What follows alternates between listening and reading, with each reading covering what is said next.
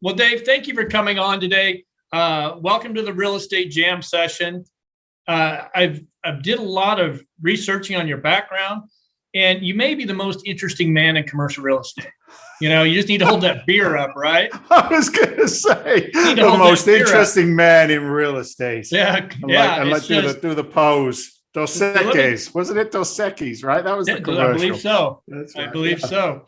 And it went to hell after they switched the original guy out, too. Yeah, they did. They did. So marketing and branding. It's important. Yeah. Stay the course. So you're the original. I am. So you started off as a fireman, and then you got into doing, I guess, what else you do? A paramedic?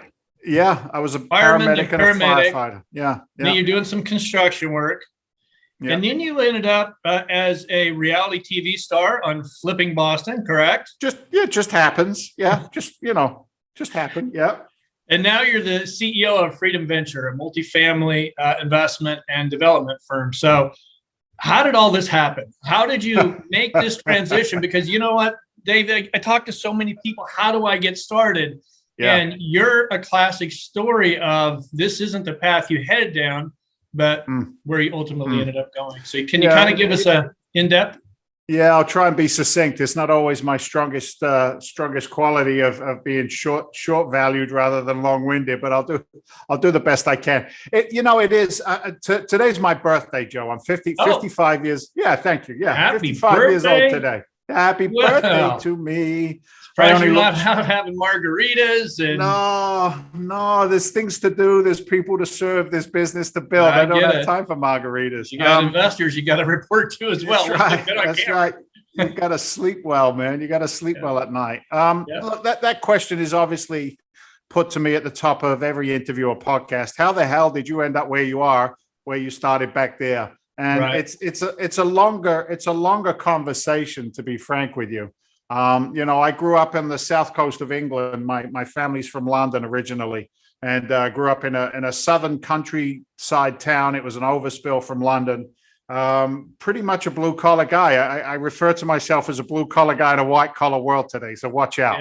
Yeah. I hold back no punches. You know what I mean? I didn't come from Yale or jail. I didn't come from Harvard. And I came from a very a staunch blue collar background that instilled some pretty strong, work ethic. It's okay to work hard, but at some point, do you want to transition away from trading time for money? And do you want to learn how to have money work for you instead? Right? I would work for money, but that transition to have money work for me was a big, big piece of the journey. But anyway, long story short, I was what I term as a financial illiterate. Because that was all I was taught. It's a generational message, not right or wrong. Financial literacy is not taught in our colleges. It's not taught in our high schools. My personal opinion, it should be taught in kindergarten to teach somebody the leverage of a dollar bill and using other people's money and growing and expertise. But I found myself in my late mid 30s, 2007, really badly upside down. I mean, my house was in pre-foreclosure. I was trading about 120 hours a week between fire department, paramedicine, construction. And, you pay a price for that. And the one thing I did know back then was that real estate was a transitional commodity in the sense of, and I mean in this term, like, real estate can transition anybody from where they are to where they want to be. Right. It can transition their mindset. It can transition their finances. It can transition their physical surroundings. It can transition who it is that they hang around with. And there are various levels in real estate. Mm-hmm. If I wanted to stay on the construction site with dirty boots, working in a backhoe, digging a ditch, smoking a cigarette, drinking a coffee, swearing like a truck driver and having a good time, I could have done that. Right. And that's okay. Right. There's nothing wrong with that. I actually loved it. I loved it too. I was just on a job site up here in Boston last week with the Bocellis. Bocellis were a large construction company here in the Boston market. The old man's a dinosaur. He's like, he was on the big dig in Boston. You know what I mean? God. He's just rough and ready hardcore. And he's probably 65. And I got this job site. And he's digging in a backhoe. And it's that good, thick Boston mud and it was wet and rainy.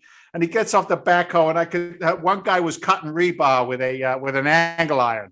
And there was the smell of those sparks in the air, the dirt, the mud, the Dunkin' Donuts coffee. And I'm like, ooh. And then in that moment, my back went, hey, remember me? And I went, oh, yeah, now I remember. Yeah, that's why we're not doing this. But look, I knew that real estate was a transitional commodity, that it could take you where you wanted to go. And I got to a point where, because of my financial illiteracy, I was way over leveraged. I was about $70,000 in credit card debt. My house was in pre-foreclosure, 2007, and it was a pretty rough scenario. And I remember that there were real estate investors that had showed up to my job sites over the years. And their clothes were cleaner, their attitude was better, their teeth were wider, their cars were nicer, right? You know what I mean? I'm like, what are these people doing? But here's the secret, brother.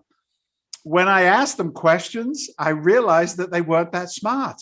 They didn't have, like, there isn't like the attorney with the ego and the degree on the wall. You know what I mean? Like they didn't have that. They had, some skills that I didn't have. And I made a commitment that day to figure it out, to figure out the other side of it, and got educated. I'm a product of the seminar world. Your Robert Kiyosaki's and your Russ Whitney's. And the funny thing is I now share stages with them when at events to teach. But that was where it began. I started in the seminar world, and I never forget this. My wife was my first private investor. Oh, we went no to pressure. An event. Yeah, no Honey, pressure. how'd we do today? We went to an event, and it was I think it was like a $32,000 or $35,000 commitment to an education package through this seminar company. And I looked at her and I said, what do you think? She said, well, what do you think? I said, look, darling, I've got 2 marriages behind me. You're going to be wife number 3 if everything works out just great, I got to do something different. And she gave me permission that day to be wealthy and to do something different. She put the $32K on her credit cards, and the rest was history. And here's what I realized that day. If your audience are newer investors or starting, they're looking to that, what do I do? You know what you do? You get some accountability in your life. That could be a suggestion that you take, or maybe you don't. I don't know. It's up to you. I'm not your daddy. I always say that, right? I'm not giving anybody any financial legal advice. But what I will tell you this is, and in its simplest form, you keep doing what you've been doing. The odds are pretty good you're going to keep getting what you've been getting, right? So do something different, or don't. And if you don't whine about it. Don't blame the rest of the universe for it. But so she invested, and off we went. So the number one thing is you started. So many people are afraid to start. You got to take that first step. And honestly, I think you and I can both say, because we've gone through it, this isn't that difficult of an industry.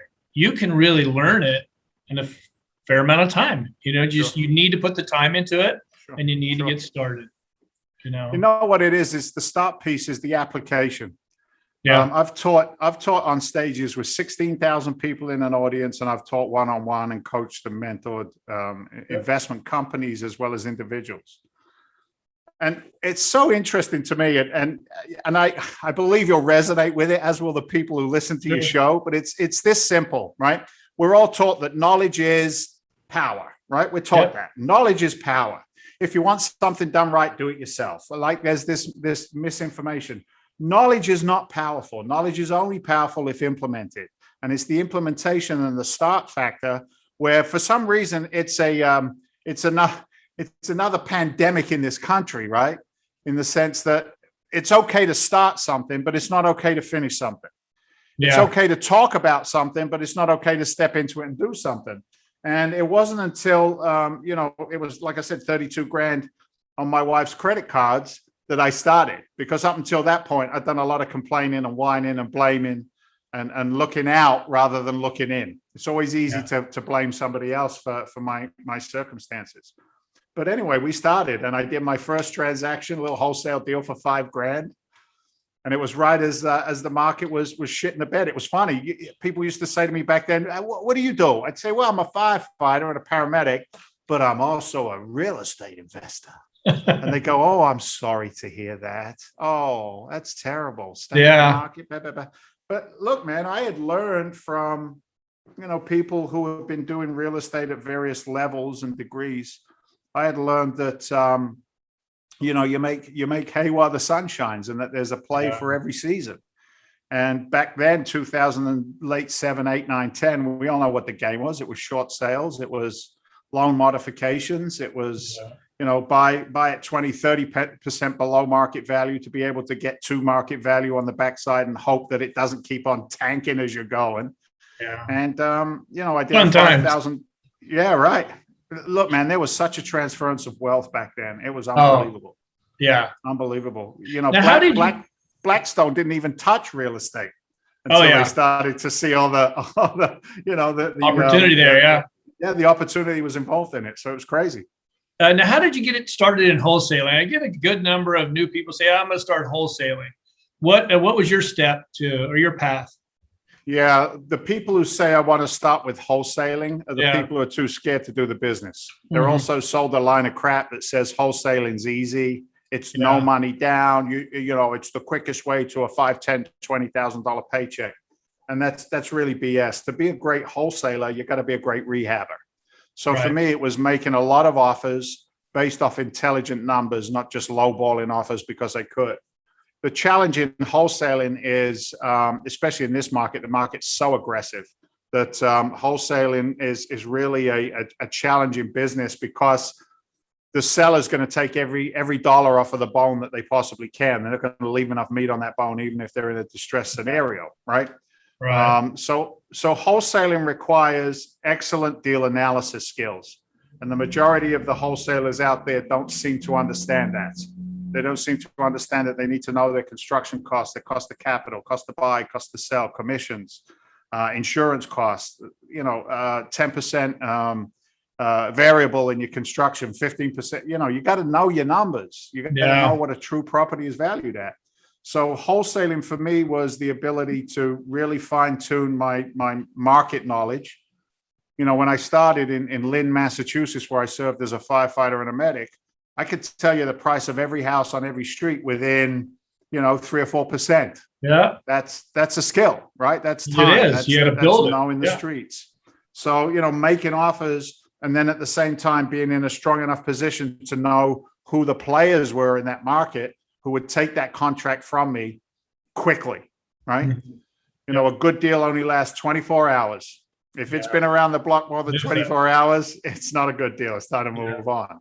So that's how I started in wholesaling. Again, it was my education first. It was the commitment to learn. You learned how to do the underwriting first thing. How did you really learn how to do the underwriting? What steps did you take to learn that?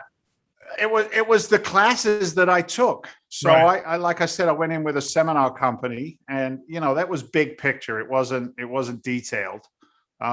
So from understanding the concepts of, I want 20% of ARV for a profit, 10% in soft costs, minus my construction costs. That's my MAO, my max allowable offer. Once I really was ingrained in that formula, I'd work with my own spreadsheet. It would show me potential profits and losses. It would show me right in my analysis based on the market sales price and the cost of construction. It would show me exactly how much meat there was on the bone to be able to put a deal together. But the truth of the matter is I needed my MLS relationships. I needed to know what true comps were. I needed to look at the back office, the back end, if you will, of a transaction to see what they owned it for, how long they've owned it, how long their mortgage has been in play, how much value is there really in this property, what's their motivation, is it a nasty divorce, is it death, is it disease, what's going on? Right. So it's not 30 days and you're all set, go make offers. It's a process. It's not an event, right? How did you find your properties? Well, look, man, in 2008, properties were everywhere. I was offering on bank-owned assets. So my marketing skills, they got better as time went on. I started doing some direct mail marketing, some postcard marketing. I attended every real estate investment club meeting that you could. I networked wherever I could. I wasted hours to find, no, they weren't a waste. I spent hours of networking to find the one individual who was actually doing deals instead of everybody who was just talking turkey. You know what I mean? Yeah. Right. So, Yeah. here's the one thing I'll say to the wholesaler. When you have 5 end buyers, real players who will write a check and show up at the closing table with capital, who will put your earnest money down for you because they have faith in your abilities to find good deals, 5 and you're done, especially in your market in Cali and mine in Boston. I mean, our average house price is 500 to 750,000 on the low end, right? Yeah. So 4 or 5 buyers at a 5% spiff on the cost of a deal. It's not a bad day at the office. So, so I've done it all. I've done it: marketing, handshaking, kissing babies, politicking, and then once the TV show hit, then it was a different story altogether because you're now a recognized expert, and that came with its own, good and bad, I would say at this point. People are calling you. Yeah. Some good, some bad, I'm sure. Some good, some bad, for sure. Yeah. Now I got to go back. Did you ever pay your wife back? You know what's funny? Or did you marry her and say, now it's our dad? Or yeah, I paid her back. It was our wedding anniversary. Here's the picture for you to go with. I'm paying her back. I was doing a webinar from the presidential suite at the Hilton Hotel in St. Thomas, right? Okay. It was like a big fancy ass suite there. And I was sitting at this computer, and as you looked over my shoulder, you could see the ocean behind us, and you could see this nice room. So it was a very impressive vision. Well, just as I'm telling that story about borrowing 35 grand from my wife's credit cards, she didn't realize I was doing a live webinar. And she walked behind me in a bikini with a big floppy hat on and a glass of red wine. Yes, I paid her back. Not once, not twice, but over and over and over again. The well, when you find a good partner like that. Yeah, she's the rock that I get to stand on so I can look cool, right? And she believes in you. The truth of the matter is that real estate put my wife on salary so that she could raise my now 11-year-old and 9-year-old kid, right? Yeah. So she's got the hardest job there is raising little boys to be good men. So I paid her back. Damn straight I did. Yeah, and hopefully she sees this. She will. I'm sure. Let's talk about now distressed properties. Another thing I get hit on out here, especially when are the distressed properties going to hit? And I guess I should touch on the eviction moratorium. We just got a notice here in Los Angeles that they're going to extend it through city of Los Angeles through October 2022.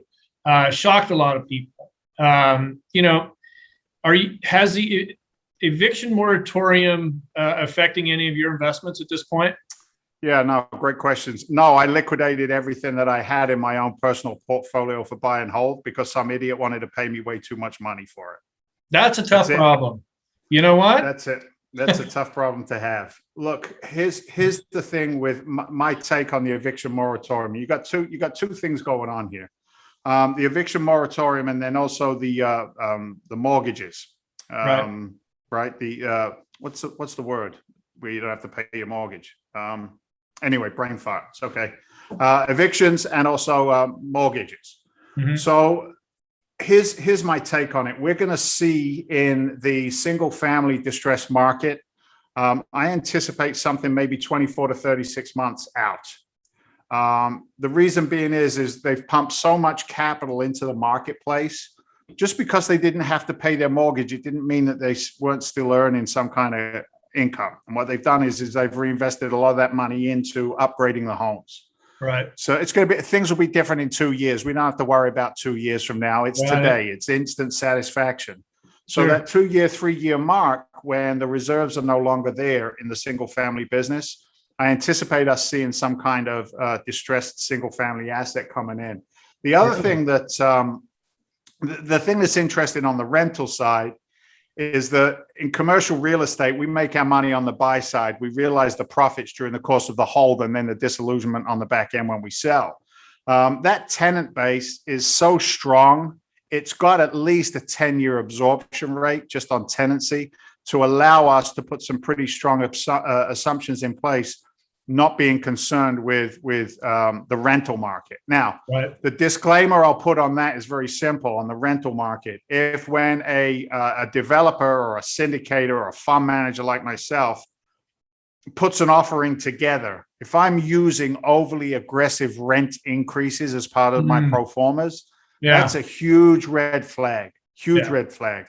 I'd rather walk away from 50 to 100 deals where I don't have to push the rents to make the deal work. I'd rather go in, as we're doing now on the development side, or just on a more aggressive, opportunistic acquisition that allows me to reposition and push valuation, not just based on rents alone. That also being said, the amount of rent increase percentage-wise that we've seen in pockets in our tertiary and secondary markets, some of the primaries as well, but the amount of increase that we've seen is absolutely ridiculous. If you put it on a pro forma, it makes the deal look like an illegal transaction, especially on dealing drugs, right? So, you just have to be careful with it. But, we're all doing the very, very best we can with the information that we have, right? People love data. They love to crunch the numbers. And, analysts can take that data and make it look any way it wants, right? Any way it wants. But as long as, again, it goes to that blue collar attitude, I go to the fundamentals. If it's too confusing, I say no. If it's pushing too hard, I say no. I like a nice, cleaner deal based on, it's a dirty word. It's called common sense, right? These days, it is. It's really a dirty word. Right. The underwriting, we go back to the underwriting, right? And I'm sure if you guys have your underwriting, you probably don't fudge two-way, No, we don't push them. I just took down it was a $2 million private equity raise that we did for 100% acquisition on a small deal in West Palm Beach. Okay. And we'll buy this thing for $2 million. We'll refinance it once it's fully leased up at 1 year and then sell it at 2.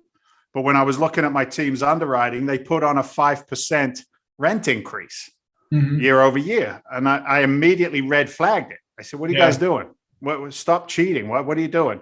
They said, no, you need to look at this. And they showed the market analysis report. We pay for our data from a company. And West Palm Beach had 15% year over year rent increase. 15. Yeah. My guys are putting in 5.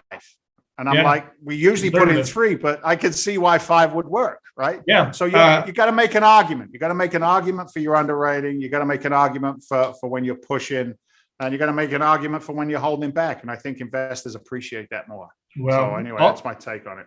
Miami, I was talking to a residential broker in New York. He goes, that Miami is catching up to New York, to Manhattan. Yeah.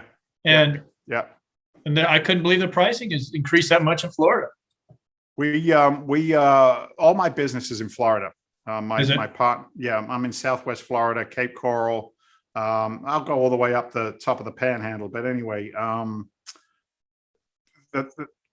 it's so crazy. So if you take an LA, take a New York, you can even take a Boston, right? Those primary markets have gone through such a transition over the past 18, 24 months, COVID driven, that we've seen this huge density of population just spill out. Yeah. Spill out.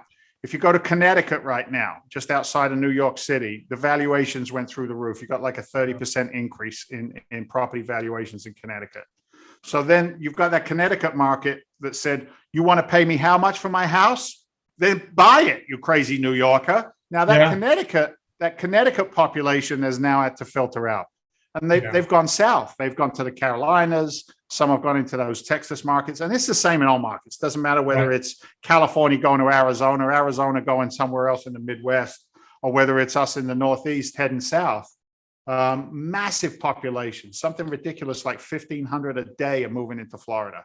With that is also coming the retirement communities. Right. So, I cannot absorb that much demand.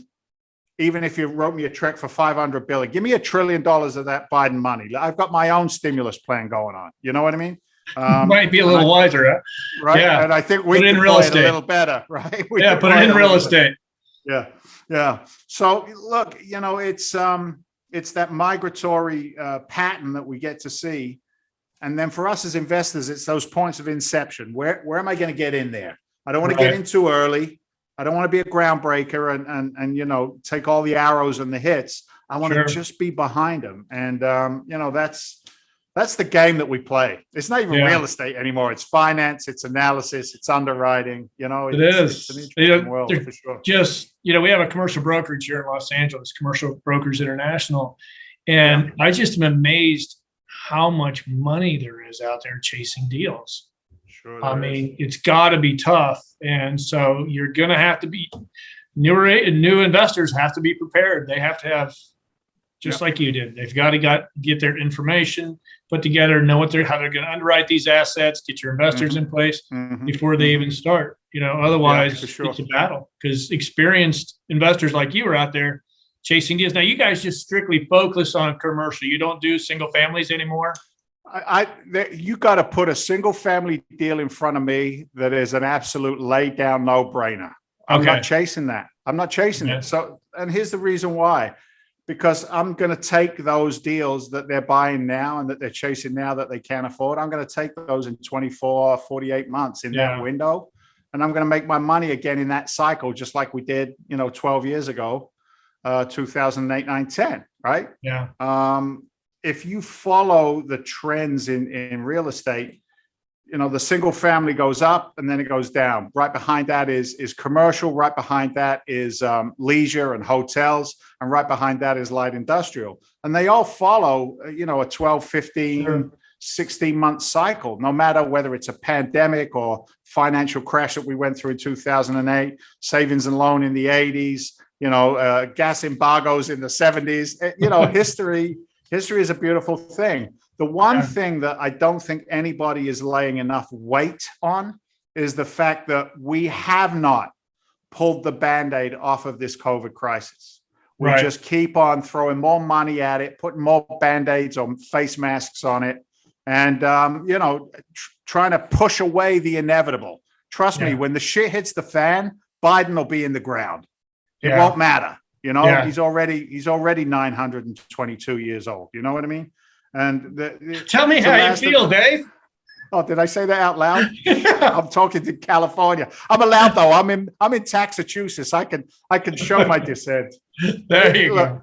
I'm allowed. Now, do you think there's going to be seriously the results haven't shown? I mean, I want it to play out for everybody's sake. So you think there will be some distressed assets coming? There has to be. Yes. And that has been too cheap for too long. Yeah. Look, debt's been too cheap too long. The bank wants to get paid.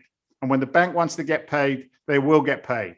They can't crash the economy by jumping it up too quickly. So we keep on printing the money, dumping that in the economy. We don't talk about inflation. It's imaginary. It doesn't really exist unless you go and try and buy a gallon of milk or a pound of bacon or a gallon of gas. And then you see the reality of inflation. So as people begin to hurt, the money begins to run out, the free money begins to run out, then, the dust will settle. It has to settle. See, everybody's a genius in real estate when it's going straight up, right? Yes, we are. Aren't we? We're all genius. Oh, look what I did. Oh, you're brilliant. Okay. How many cycles have you been through? How many times have you worked in a distressed market? So it has to come back again. The other thing I'll tell you is this, and I find this interesting. I got to read one of the economic relief loans from the SBA. It was a business loan. I got to read the fine print. Imagine that. I actually read the fine print of an SBA loan. I haven't for years. Yeah, it's kind of interesting to see how they're collateralizing these loans over 500,000. So up to 500,000 is pretty much not collateralized. It's just based off of the business's tax returns prior from 2019 they're using. But when you start looking over 500,000, they're collateralized against the buildings of the business, the contents of the business, anything on their tax form for real estate. All of that is now being used as collateral. And again, there are some people who are great at business and know the game, and there are some people who just do well when the business is going straight up. You're going to see a ton of mergers and acquisitions. I say 36 months, 2-3 years out. And within that M&A work is going to be a ton of real estate as well. So those that are still capitalized at that 36-month mark are going to see some buying opportunities, I believe, that'll be unprecedented in all of our careers. And, I'm going to be that guy who's well capitalized to take it all, not just a little bit. I want it all. Yeah. Just to leave that legacy and know that they're kind of like the Blackstone model. They walked into a bunch of different scenarios that gave them the footprint that they have on the world economy today. That's unprecedented. So they haven't done too my bad. predictions. Yeah, no, they did okay, didn't they? They've done now. So, are you guys acquiring many assets right now, or are you just kind of keeping the powder dry, or no? I'm looking to be strong. Yeah, we've got. I'm just looking at my board right now. I've got about just shy of $500 million in development right now in various phases of due diligence, acquisition, and development. So when we looked at what happened in the market on the commercial side, because of all the silly money coming in from the Northeast, California money coming in and compressing our cap rates in multifamily assets, they're out there right now buying at 3.5 and 4 cap rates. So I can't pay my investors if I'm on the buy side of a 4 cap. They want to get paid on a quarterly distribution, at least at a 6, right? Mm-hmm. So what we did is we're nimble enough at Freedom Venture Investments to be able to read the market, position, and then execute. So we've taken a very, very big position in build for rent, single family communities. I got 600 single families on deck. I got about 110 in a multifamily asset, and also some commercial stuff that we're building. So it's guns blazing in Florida.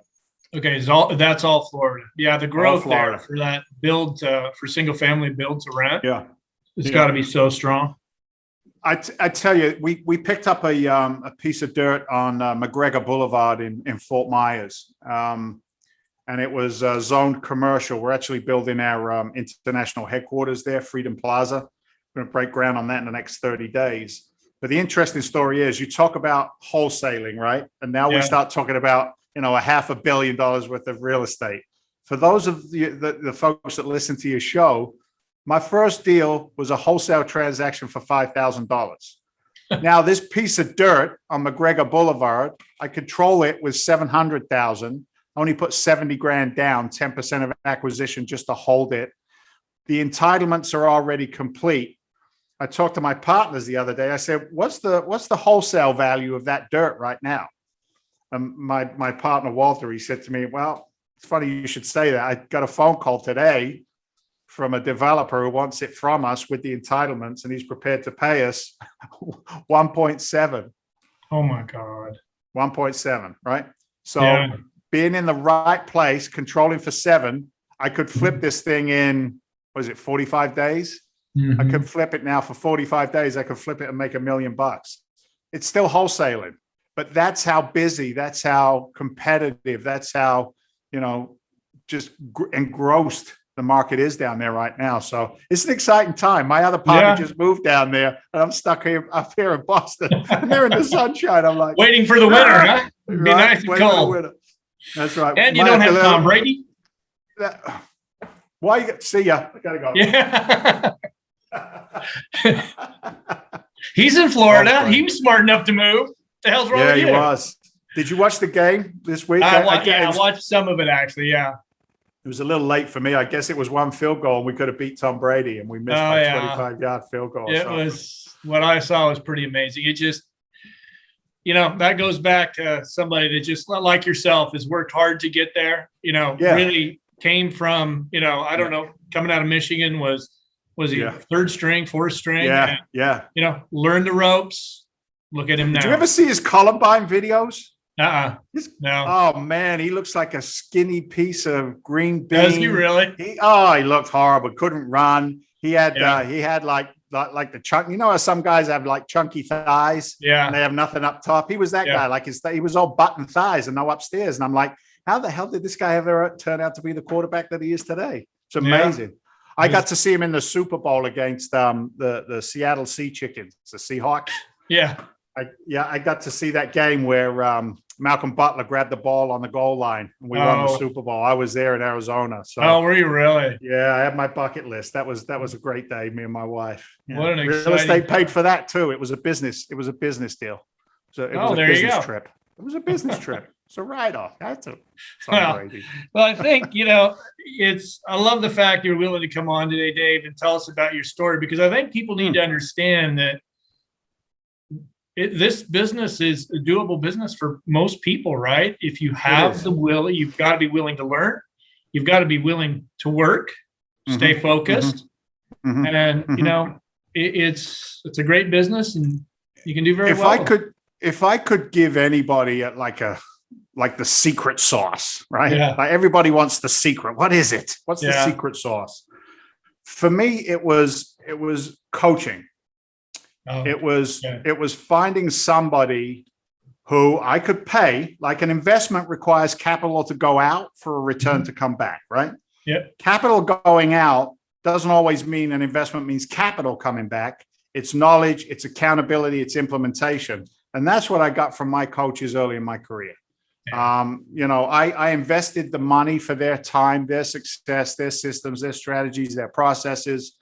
I did my due diligence. I knew that they didn't just teach it, they did it, right? Right. If I teach somebody how to do a commercial real estate transaction, I'm teaching them what I did last week on the ground with my team in negotiations, et cetera, et cetera. But there's a ton of value in that, especially if I can make $1 million on a flip, right? Flipping dirt in 45 days. Yeah. So that was a big piece for me. It didn't matter whether I learned it my early days on transactional engineering, being able to understand the right opportunity, right place, right time, right people, right motivation, right exit strategy, good analysis, good communication skills. I always used to say your number one marketing tool is your mouth. And for some people, they don't use it anymore. So I'm going to be on the internet. No, look, it's great. Social media is great. But at some point or another, I want to shake somebody's hand and sign a contract.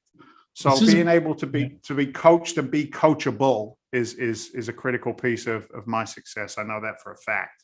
Yeah. I think with a lot of, they get on and they see some of these people that have had success. They want that instant gratification. Well, you sit here and listen to your story and how many years this took. And this wasn't an overnight thing. And, you pursued it. You put the time and effort into it.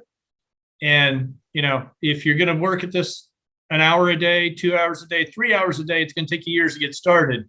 You've got to really commit to it.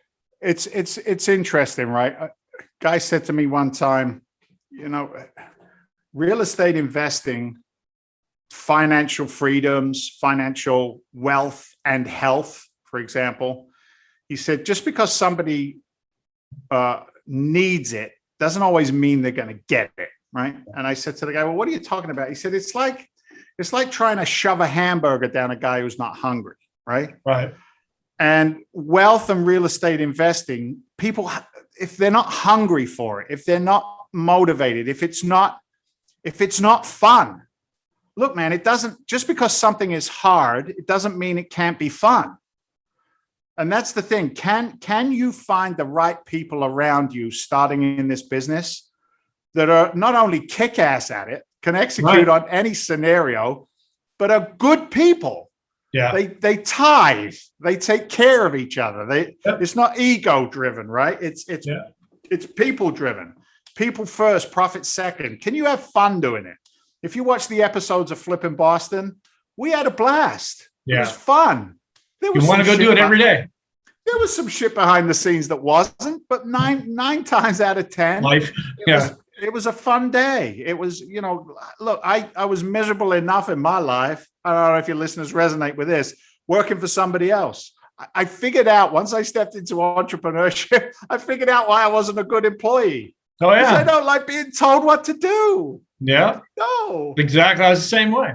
Same way. I want to fail, but forward, right? Yeah. Fail forward, fail trying, rather than sitting on the sidelines whining and saying, it doesn't work. Shut up. Yeah. You've got to take, again, it goes back to what you said, accountability. Yeah. I made that mistake. Nobody else. And now I need to learn from it or not. If you learn from it and you take that lesson and move forward, because you're going to make mistakes in real estate. I'm sure you've had a couple of mistakes at some point. Yeah. I know I have, and just as soon not talk about it. But look, here's the thing though, but here's what I know is my mistakes are more valuable than my success. Yeah.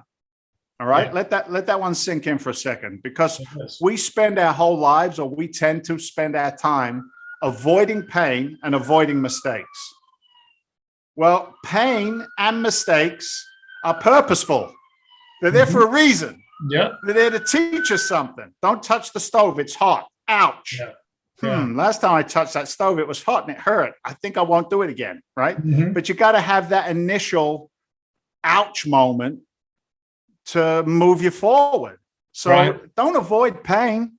If you're listening to Joe and I right now, don't avoid pain. Look, I'm not saying run in the road and get hit by a car to see what pain feels like.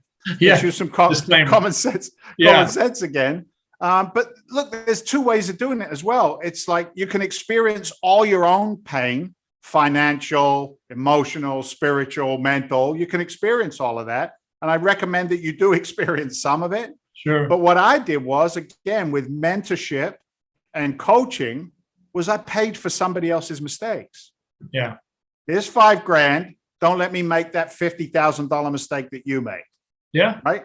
Here's $10,000. Don't let me make that $100,000 mistake you made. And it goes on from there. So get the mind right. Find somebody to run alongside. Realize that coaching, although you give finance, the rewards are much greater than the capital outlay going forward. It's a two-way street of give and receive. And find out what your value is as an investor. What's valuable about you? Why do I want to talk to you if I'm a seller? Why do I want to talk to you if I'm looking for passive income through real estate? I don't want to do the work. I just want to get the rewards, right? Yeah. Understand what your skill sets are and monetize the crap out of those so that you can go out and do the best that you can, right? And make a difference. Exactly. So I love this business. Me too. Yeah. It's just every day, I go back to the team, we've got 14 commercial brokers out here that really support each other. And, you're starting to see if anything good came out of the pandemic, Dave, in commercial real estate, it was on the brokerage side, is people are a lot more open now. And these people all are in our office are all supporting each other and, let me help you do that. Let's talk about how we can work this deal together or independently, whatever. They're all independent contractors, but that is important. I'm starting to see more business is starting to happen because these guys are all supporting each other. And that goes through with investing too. Build your team, find the right people to surround yourself with, enjoy who you work with. If there's something, fire fast, get rid of them and find somebody to replace it. Can make it more enjoyable because it's a great business. It is. I looked, and that's so true. It's music to my ears to hear about collaboration rather than competition, right? Right. Because if you think about it, I'm Luigi. I got a sub shop on one corner. That's Joey. He's got a sub shop on the other corner, right across the street. I don't care any way you look at it. You guys are competing with each other. Yeah. But here in real estate, whether on the commercial brokerage side, residential side, mortgage business, construction, investments, we get to collaborate with each other. Yeah. That's a beautiful thing. As long as everybody's open and honest. We all know there's plenty of scumbags in this business. All right. We know who they are. And I hope that they get everything that's coming to them. All right. Yeah. I really do. I hope they get everything that's coming to them. But then there's us, the majority, that work in tandem together. I use this visual often. I think about my years as a firefighter. And in firefighting, we have what was called the 2 in, 2 out rule. If 2 go in, 2 go out. You're never on your own as a firefighter. Right. You got to work in tandem. And I look at my 2 partners today, Walter, my CIO, and Eric, my chief operations officer. And I have an image in my head of us, like our arms are locked, head down, going every day. Let's go. Let's go. And then thanking each other for our skill sets. Because trust me, I do not want to be an operations guy. Yeah. Freaking hate it. I want to see the bottom right-hand corner of a spreadsheet and know that everything that went into that is right. Right. And trust that, right? Don't put a spreadsheet in front of me. I'm the guy who really did break the internet. You know what I mean? Right. And then on the acquisition side, my partner Walter, over 25 years in Southwest Florida, raised about 150 million, actually more than that now, about 170 million in private equity, deployed it, never missed a distribution, never missed a targeted return. done about 300 million in ground up plus the multifamily. I'm like, go baby, go. And then he says to me, you talk all day long. You never stop talking. I go, I like it. I like what I do. I like sharing what we do and seeing if it's a good fit. And if it's not, maybe it's a good fit at a later date. I mean, everybody gets to do. So that team component, that's what makes it fun. Yeah. That's what makes it fun, right? Yeah. And if you know, if you've got that soul sucker in your group, get rid of them. Love them. We have, and we asked them. Right. Yeah, we're not a good fit for you. Yeah, you got to go. You got to go. Yeah. You're messing with my mojo. Get out of here. Yeah. You know what I mean? Come back with a different attitude or don't. It's okay either way. Yeah, you got to give them the option. But I think it's key because I love the business. I love working with people. I've got people like you out there that I get to run into every day and learn from and grow my business, you know, because just connections are the way they are. And it's a great business. So I really, if anybody's listening that's thinking about it, you know, I do recommend this business, but you've got to do it right. You've got to do it right. You know, don't try and half-ass it. Look, here's the thing with that too, right? If you screw this up, there's no sins of omission in this business. It comes with an orange jumpsuit and a set of handcuffs if you screw up real bad, right? Yeah. And people don't ever say that. They don't ever teach that piece. You can 10x your life. You can get a Rolls Royce and you can get a personal private jet and your wife's gorgeous and your kids are the best thing ever, right? That's all they say. They don't say, if you don't understand your contractual obligations to investors, if you don't understand your contractual obligations on a purchase and sales agreement, if you don't understand what you're signing, you could go to jail. They don't say that, right? So, you know, getting it right isn't just a quip. It's important. It's important to know, to have the right legal team, right?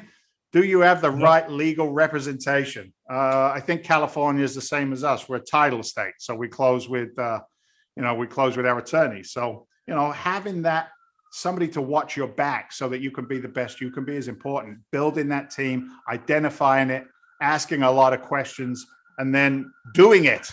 Don't just talk about it, step into it, you know? So I'm with you, man. I'm with you. I'm in the same place, same space, right? Looking for great people to align myself with. So and that is the key. You hit it right. This is a people business, and treat people the way you want to be treated. They will remember it, and it's not that big of a business. It's really not. Your reputation is everything in this business. Keep it clean. But well, Dave, I see we're getting long here, so I figured I better. And I'm sure you got stuff to do. So, Dave, thank you very much. For those of you that want to get in touch with Dave, I'm going to put his contact information, and I'll put your Instagram on here as well, so you can follow you on Instagram. And if you folks have any questions, don't hesitate to reach out to me. I'll put you in direct contact with Dave. Dave, thank you very much for coming on today. What a treasure this has been. I think a lot of people are going to learn from it.